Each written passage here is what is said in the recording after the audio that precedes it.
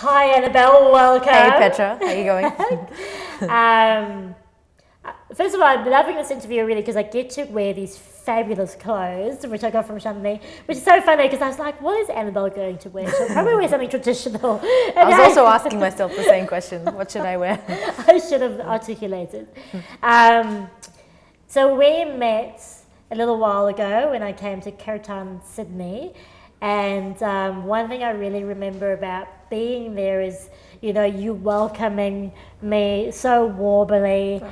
And I just felt so welcome straight away. And I remember thinking to myself, wow, what has she got that I can get? Because often I see people who have things that I want, like the warmth and the welcoming and the consistency with that. And I was like, oh, how can I get some of that hot sauce? And so today is about that, which is exciting. And it's just coming from a place of love and and creating a life that is that. So I'm excited to interview you today. Thank you. Happy to be here. Oh, good.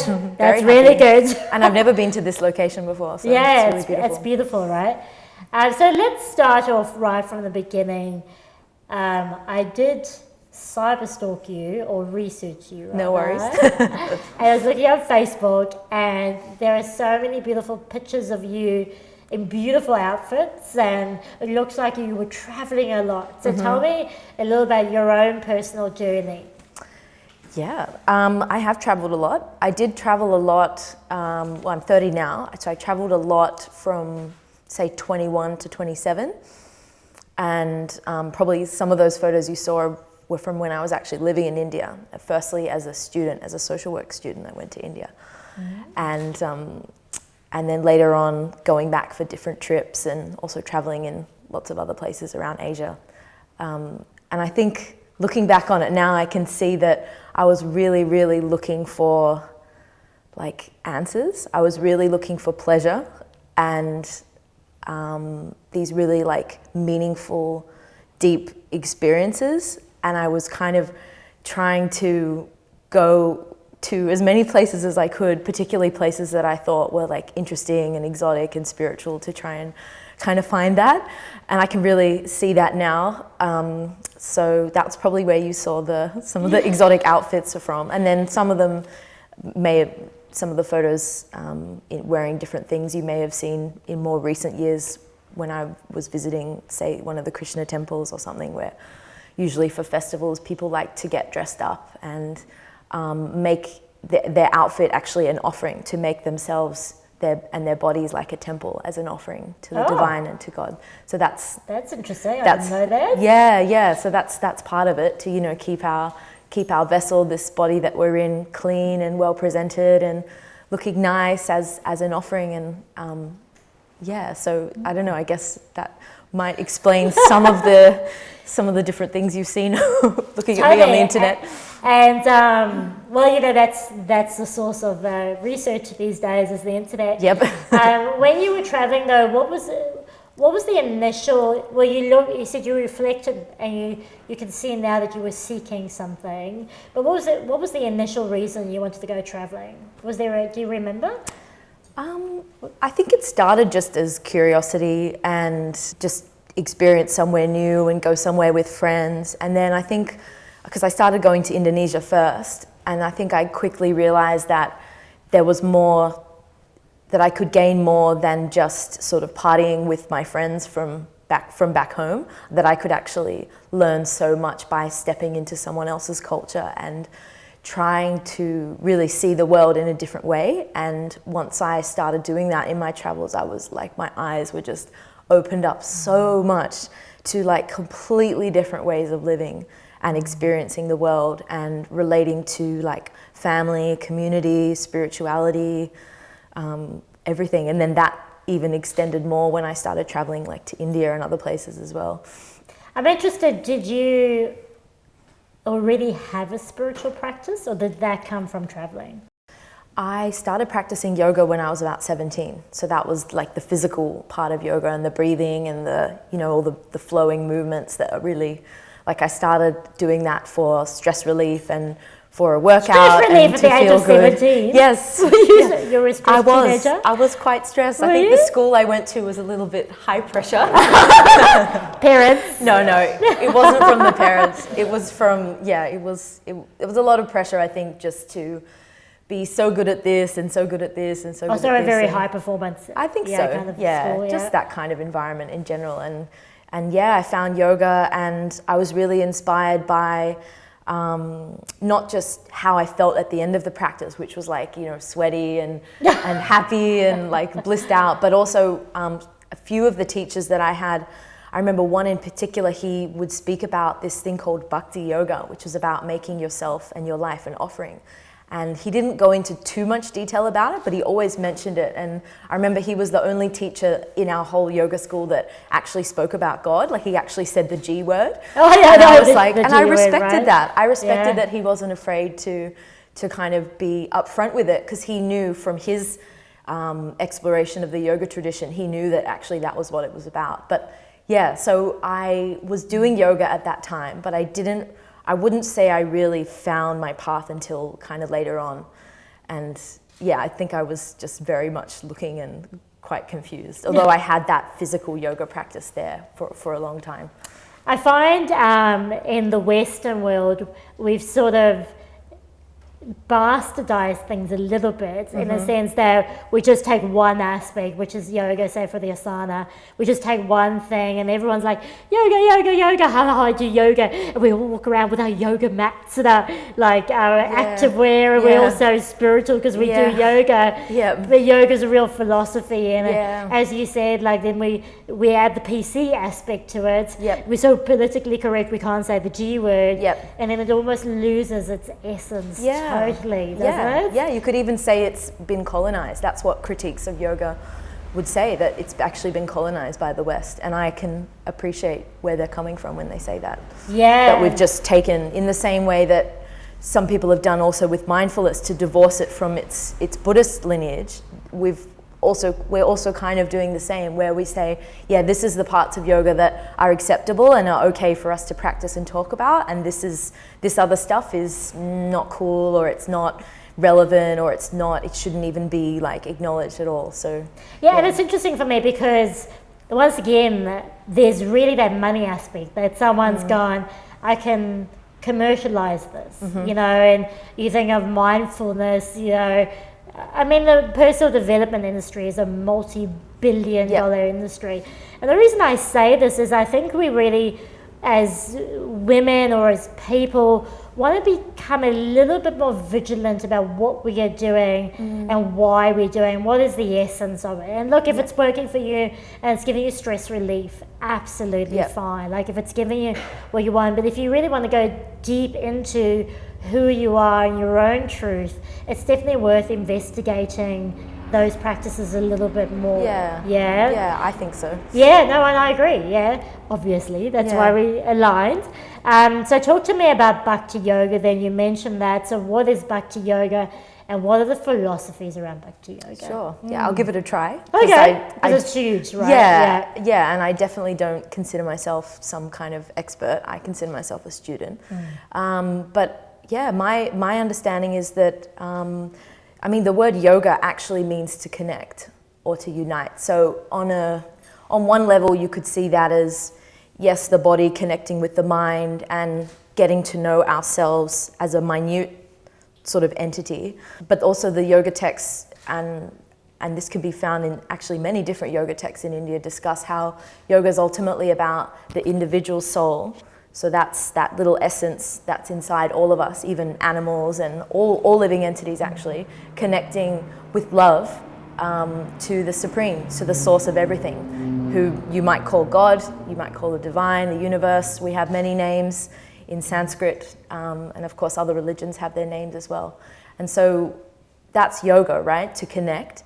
And then bhakti means with love and devotion, to offer oneself, to make one's life an offering, to use all the skills and talents and resources that we have as a way to connect with God, with the divine, with the source of everything. And then from that understanding and from the practices that help us grow in that understanding, we naturally develop qualities like compassion, empathy, intelligence. Those things come as byproducts because we have that understanding of I'm a spirit soul, everyone's a spirit soul.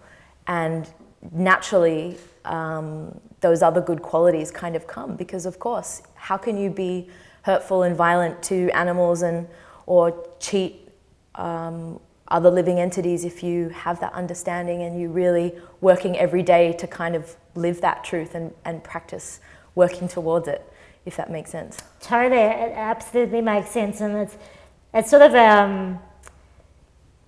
it makes sense because I understand the level of consciousness, and I understand, but I find the current world, whether it's east, west, south, they really resonate on sort of a lower level of consciousness where making a living, acquiring things has become so real to them that they've sort of lost the essence. So if someone's living in that space, but they can feel something's not right, and whether it's feeling it or whether it's manifesting an illness or however that manifests, what can we tell them to go and do to help them relieve that anxiety or pain that they're experiencing? Yeah, that's a really good question. Something that comes to mind is that I feel like even in this day and age, to acknowledge that something doesn't feel right, or that we maybe not as happy as we think we should be, or that something's kind of missing, I feel like that's a really good step and an important step. And it doesn't have to mean that you're clinically depressed and you need medication, although that's a separate conversation.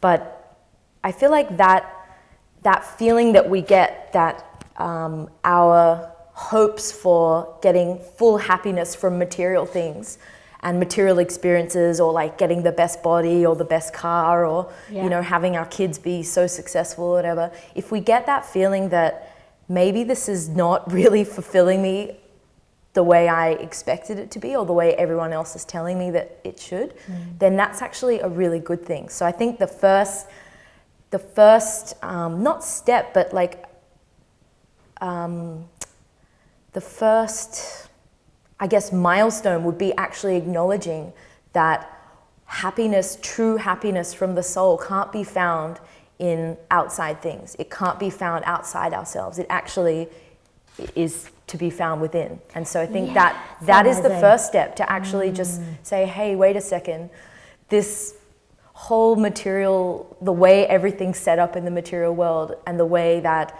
the media and advertising companies and like even government and everything are encouraging us to think, is not that it's completely wrong, but just that it's kind of misguided.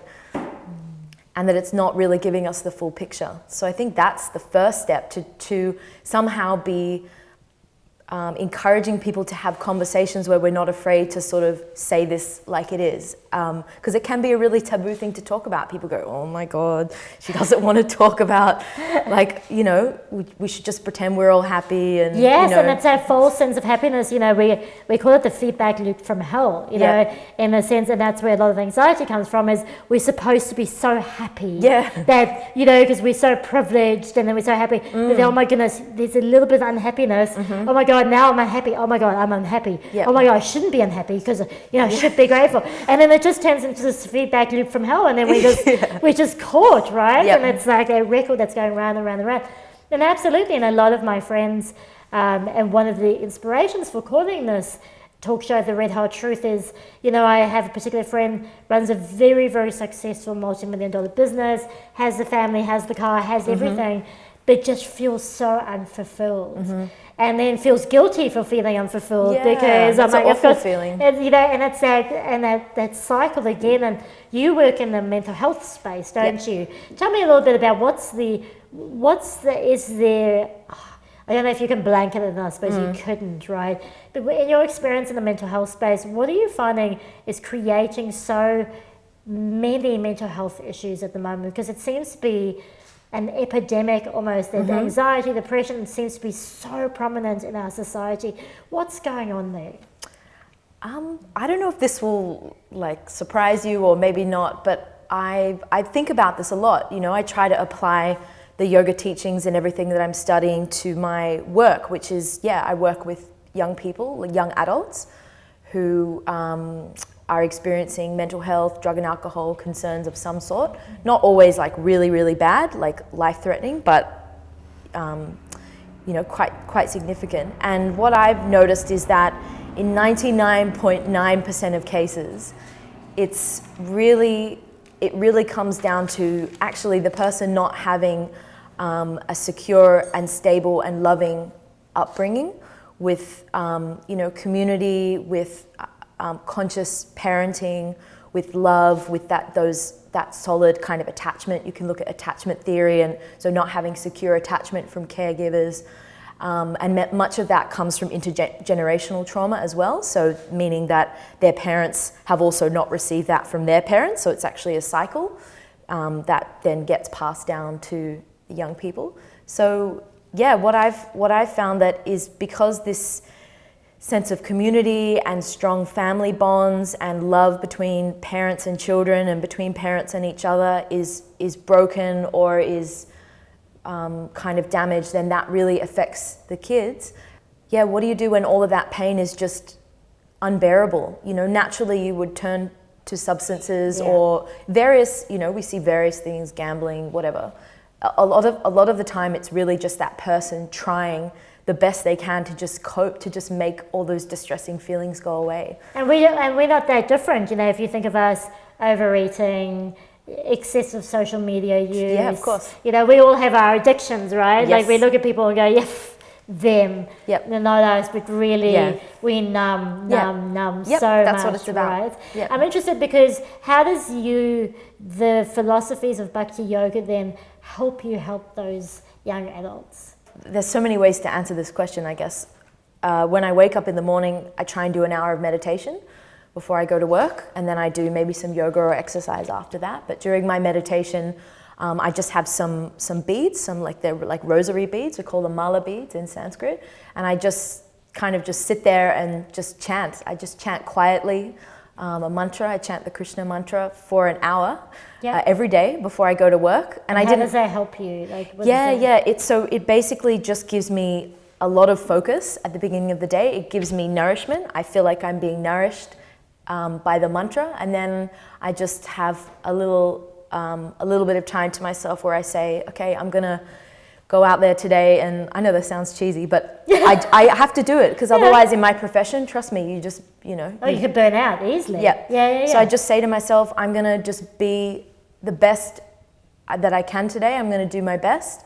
I'm going to, you know, be professional, have boundaries that allow me to take care of myself and to take care of the people I work with. And but in particular, that the mantra meditation it's like filling up my tank, basically, you know, so that I feel full and complete and happy, like I've had my connection for the day. I've connected to God, I've connected to myself, and then I feel like I'm ready, I'm like strong enough to go out there, you know. And then at the end of the day, I come home and I do some other practices that, you know, help me wind down and able to sleep and everything, so I can do it again the next day. Tell me, what do you do to help you sleep? I'm to curious. Help me sleep? Yeah. I'm not a bad sleeper. I just, I just try to have a nice healthy meal, hang out with my husband, read, you know, watch some, I don't know, cooking shows, whatever, just something to like just relax my brain. And I really love reading philosophy and stories, and sometimes I do some gentle yoga as well in the evening. Tell me about your husband. Where did you guys meet? Yes, we met on Tinder. No. On yoga Tinder, Bhakti Yoga Tinder. Maybe the Hare Krishna version of Hare Tinder. Krishna, no. Actually, we did meet through community, through mutual friends. Kartik, this was 2.5 years ago. Kartik was, he organizes some really wonderful kirtan mantra music tours with different musicians around the world, and you know, these musicians bring so much joy to people through their kirtans, and his planning is really instrumental to being able to bring them here so they can have a really successful tour every year. So I just met him a kind of just online through this mutual friend. We kind of connected, and then we met up and realized that we probably have known each other for a lot longer than just in this life. Really? Yeah, I feel like we just reconnected. That's what I think. Do you think so? Yeah. Wow, so you feel like you've known each other before in past lives. Yeah, and I think just so. Reconnected. Yep. How does that feel like? It felt really easy. Like it felt really natural and really fun, and we have a lot in common, not in terms of like our careers necessarily, but in terms of what we love to do, which is kirtan. We love music and chanting and bhakti yoga and vegetarian food and all that stuff, and we were like, yes, had lots. It works. We're both vegan. Yeah. I'm interested though. Different backgrounds. Indian South Africans. Stop it! Yeah. I'm from South Africa too. I grew up in Johannesburg. No way! Stop it! We're gonna have a coffee later. I know.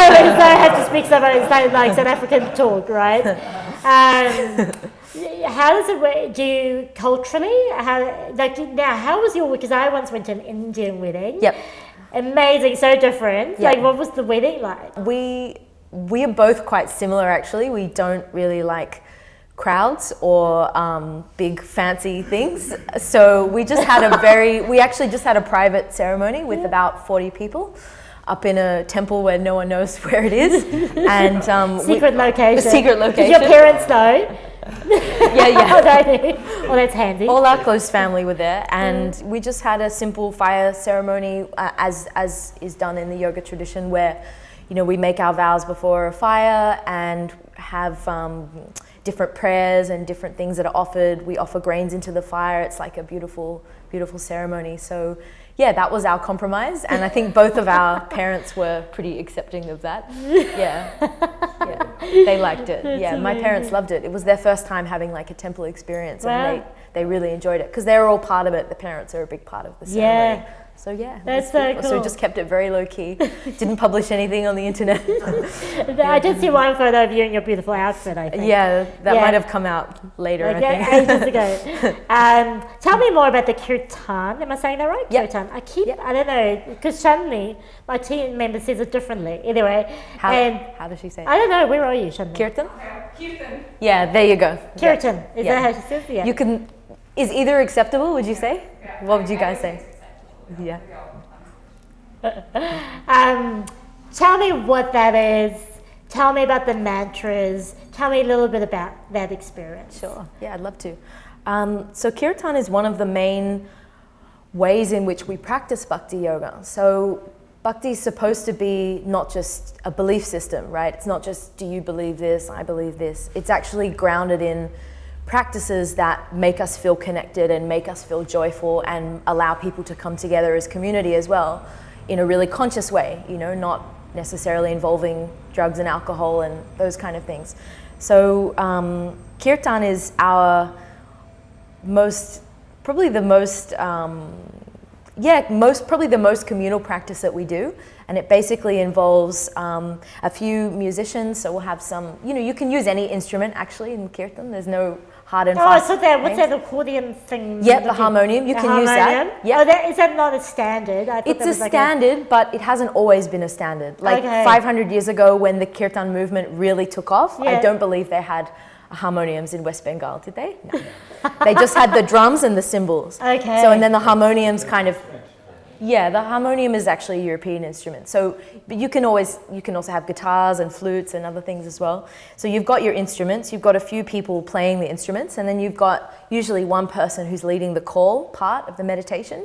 And so they'll be singing the mantra, usually the Krishna mantra, but there's lots of other beautiful mantras as well, in a particular melody with a particular beat and rhythm, and the musicians will be following them.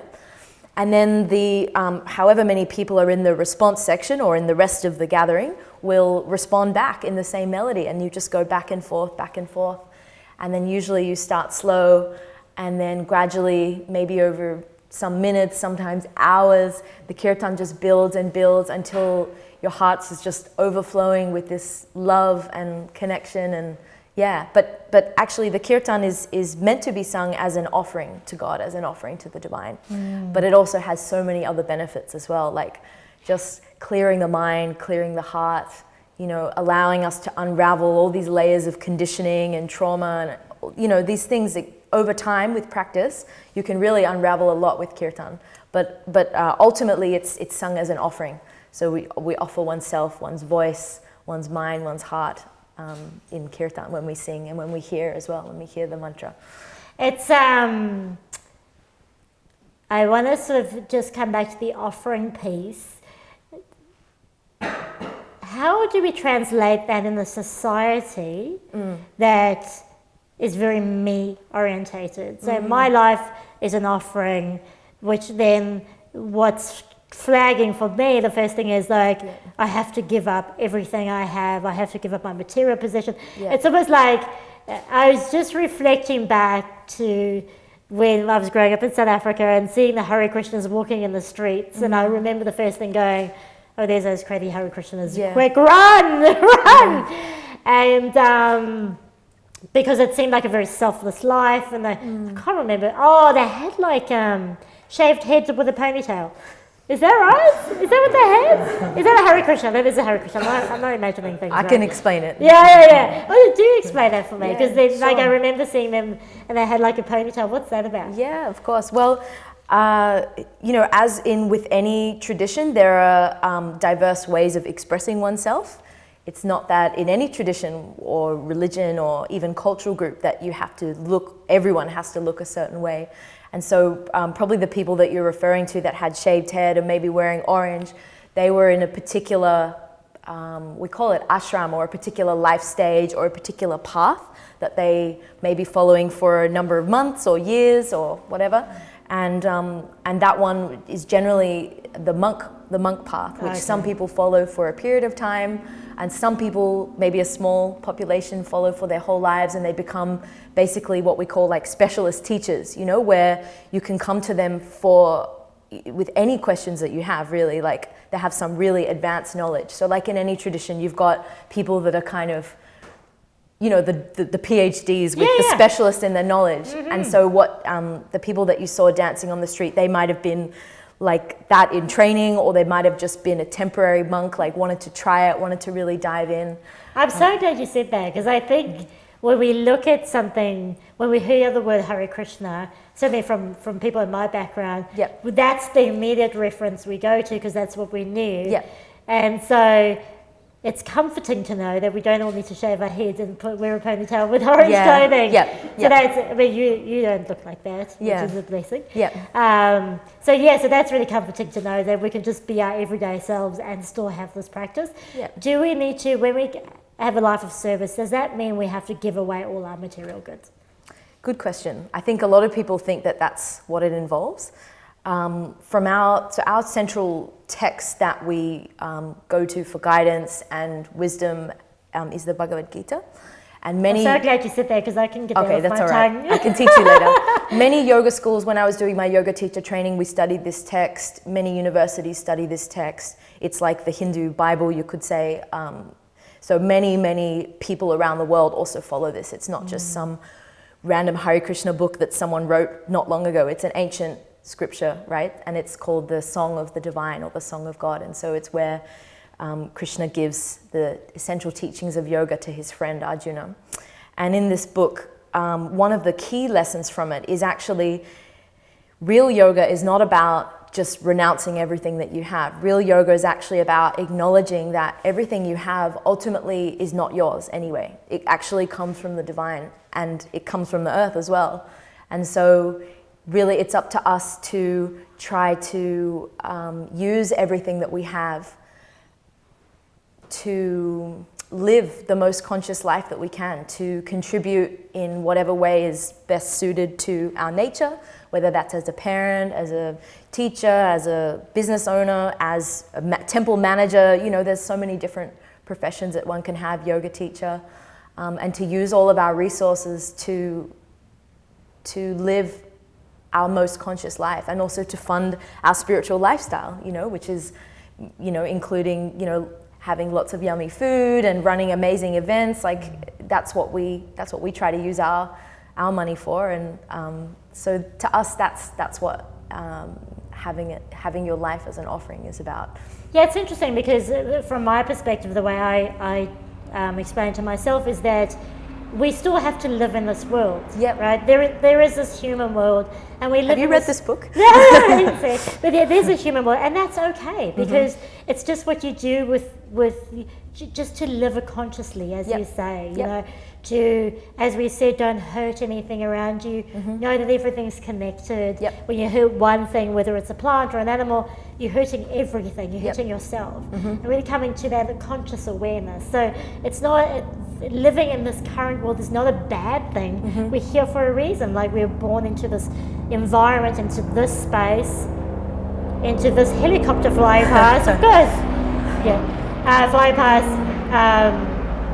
We're born into this world, and it is what it is, and let's enjoy it and appreciate it, and let's live it consciously. And I think that's where, because I feel there is a space where, it's all a bad thing, but it really, as you say, if you look at it from a consciousness level, it really doesn't matter at the end of the day. And I think that's a very high level conversation that most people won't get at the moment. And it's such to be born in a human body, we have so much potential for really inquiring about what is the purpose of life, what is happening. Like, we have so much capacity for what we call self-realization, or really understanding ourselves and also connecting to something higher. And that's a great gift to be born as a human, and especially I guess in this world where we have so much freedom, we have our basic needs by and large taken care of, we actually have time and money to invest in uplifting our consciousness. And for us, that involves, Bhakti Yoga, connecting and using everything that we have to connect. Yeah. So coming back to the Kirtan, if I can put it now into a bit more of a Western conversation, is there is proof that we are vibration and we are energy. And when we sing, that vibration just lifts up. And the energy, when I sing Kirtan, I get really, really hot. Like, I get sweaty. Don't sit next to me. But so there's a real premise, like, the energy of the room just lifts up, and we lift up, and our souls lift up. And it takes me a little bit of time, like any meditation process for me, to let go of that. But the longer I do it, the more I just sort of melt into it. And it's such a beautiful experience. I want everyone to experience it, and that's why we're doing it today.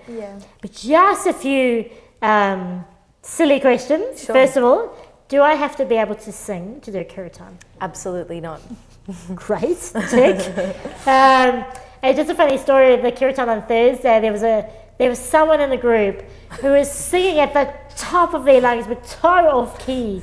And there's always one. I know, and it was so joyful for me because I was like, wasn't you guys, was it?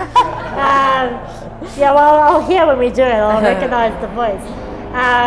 But it was so joyful for me that they found such joy in it. So if I can't pronunciate the words, does that matter? No, that's okay. There's no hard and fast rules in Kirtan. You can chant anytime, any place, even with any state of consciousness. You can even be drunk or half asleep or, Don't encourage them. No encouraging here. And so it's a call and response. So often someone sings and you respond. Does it matter that I sing when the person who's calling sings? Not really. I guess, in most group settings you have certain social conventions that you generally would abide by just to be respectful to others. So I think given that the tradition in Kirtan is generally that it's a call and response, usually it's better if the response people just do the response.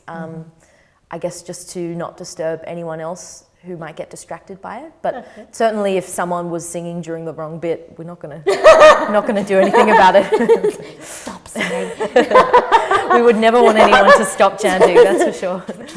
What, just lastly, from your own personal experience, how have you benefited from following the practices of Bhakti Yoga? I think it's really given my life so much meaning and joy, and I really feel like I'm able to understand everything in its right place and see everything for what it is. And I'm so grateful to the teachings of yoga that have been able to give me that vision and that kind of higher intelligence. Not about me being particularly intelligent, but by accessing those teachings and the practices, I've been able to kind of grow and develop and just be able to see things with that kind of more clear vision. And even if my emotions take over and I'm not always able to act in that way, at least I can see it and I can catch myself quicker. And that's been so invaluable. And my life is just really full of joy. Even in the really difficult bits, I know that there's a really great lesson for me there, and I'm able to kind of see that and look forward to it. And I have had some really, really scary things happen the last few years, been through some very difficult things, and these practices have just been like, what do you call it? Like, they've been like a life raft for me, being able to really grab on and actually see. It's in those times of stress and despair where you're actually really able to see what's important and what you're left with when all the material things kind of go away. So, yeah. I did lie, that wasn't the last question, but let's just quickly go. So tell us more about, you brought a little flyer, and tell us more about Kirtan Sydney. Yes. So my friends and I, we run this community project called Kirtan Sydney. And basically we do chanting and some philosophy events mostly around the inner west. We have some weekly events and some monthly events and some special events, and we try to make them always affordable. So they're all, usually by $10 donation. And good food as well, by the way. Very good food. We have lots of volunteers who are, giving up their time in service, offering themselves, their bodies, their minds in service to contribute in various ways. And also we try to make it a really safe space where people can come no matter what their background, their sexuality, their gender, their occupation. We attract people from every single background you can think of. And I think that if they can walk away feeling like they've been in a safe space, they've had a good experience, or at least have not had a bad experience, and have had something nice to eat, then we feel like it's been successful. Yeah. And some people want to know more and they'll come more. They maybe want to read a book or something. That's up to them. Everyone can just take what they want from it. Did you say book? If you want to read a book, you brought a book. I brought a book. Tell us about the book. Yeah, so this book is written by one of our amazing teachers. He's a senior monk, so he's maybe back in the day 40 years ago someone would have seen him chanting on the street, but he's basically spent his whole life practicing Bhakti Yoga, so chanting, studying the yoga texts, living a simple life. And he's written this really amazing book, really aimed at 2000, I think this was written maybe 1 year ago, the people for us in this day and age who are really coming to terms with the fact that this whole facade of finding real meaning through material happiness is just not working.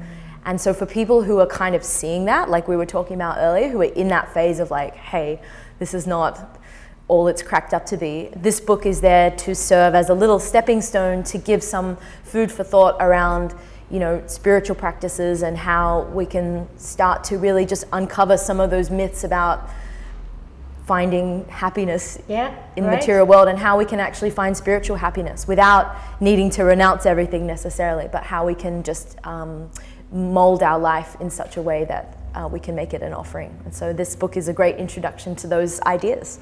And I see he doesn't have a ponytail. No, he doesn't. It's probably because he doesn't have much hair anyway. He's lost it. No need to shave it, it's just falling out.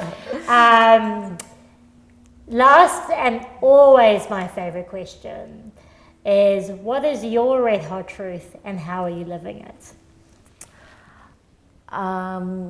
My red hot truth is that I'm always going to be just bear with me while I try and get this out. Like, once you hear the whole thing, it'll make sense. Of course, she's a talker, right? Everyone in this, I'll speak for myself. In this world, you've got 24 hours in a day. I'm always going to be serving something. My senses are always going to be pulled in one direction or another, whether that's towards work, towards making myself look pretty, towards acquiring money or looking after kids. And so in that way, our senses are always going to be serving something. So my red hot truth is that I want to engage my body, mind, and senses in a way that's serving something that I feel is really uplifting and that is spiritual ultimately, rather than serving material things. So my red hot truth is that I want to try and work more and more and more to live my life in a way that is offering myself in service to the divine and to all living entities as part of the divine. So that's my truth. It's a big one. Yep. I can see why it took you a while to get there. Everybody, Annabel, give her a hand. Good job.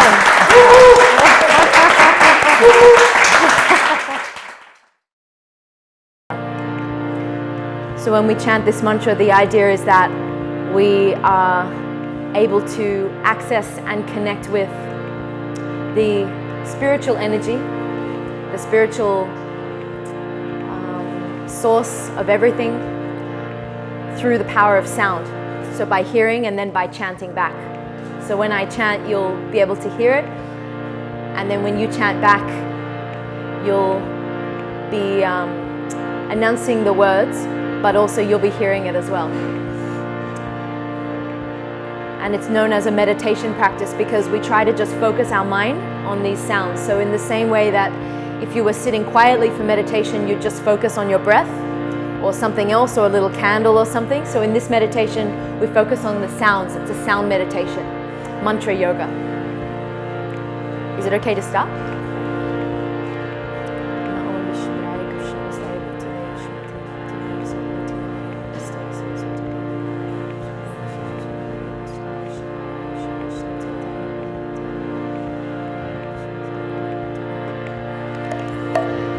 Hare Krishna, Hare Krishna, Krishna Krishna, Hare Hare, Hare Rama, Hare Rama, Rama Rama, Hare Hare. Together. Hare Krishna, Hare Krishna, Krishna Krishna, Hare Hare, Hare Rama, Hare Rama, Rama Rama. You want to start? Hare Krishna, Hare Krishna, Krishna Krishna, Hare Hare, Hare Rama, Hare Rama, Rama Rama, Hare Hare. Krishna, Hare Krishna, Krishna Krishna, Hare Hare, Hare Rama, Hare Rama, Rama Rama, Hare Hare.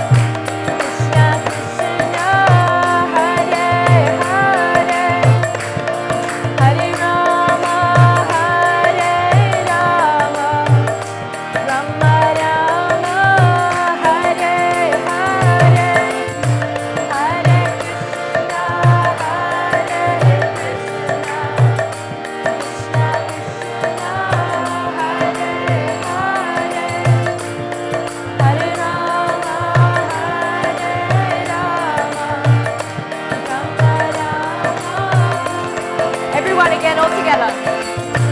Hare Krishna, Krishna Krishna, Hare Hare, Hare Rama, Rama Rama. One more time. Hare Krishna, Krishna Krishna, Hare Rama. Should we finish? Hare Rama,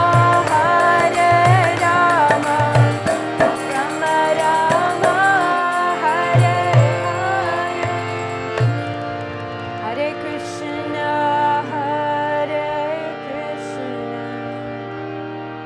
Krishna Krishna, Hare Hare, Hare Rama,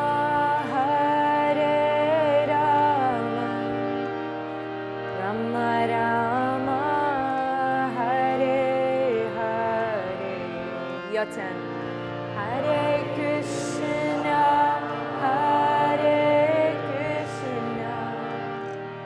Krishna Krishna, Hare Hare,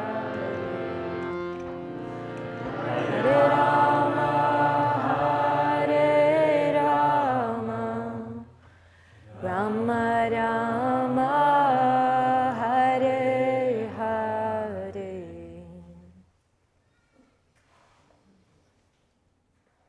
So we'll take a big deep breath in together and out through the mouth. One more big breath in and exhale.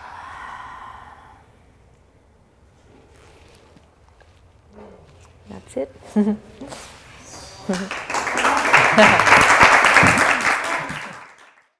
Hello, fabulous woman on fire. I trust that this interview helped you get closer to your red hot truth. So give it a thumbs up. Remember to subscribe. Thank you for supporting the Red Hot Truth, and we'll see you next time.